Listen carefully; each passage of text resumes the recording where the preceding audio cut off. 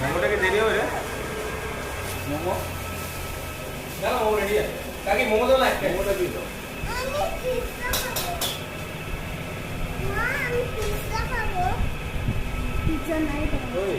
ওই যে বললো না দুদিন করে বানাবে তখন খাস এখনই বানাবে বললো তো এখানে নিয়ে আসবো হ্যাঁ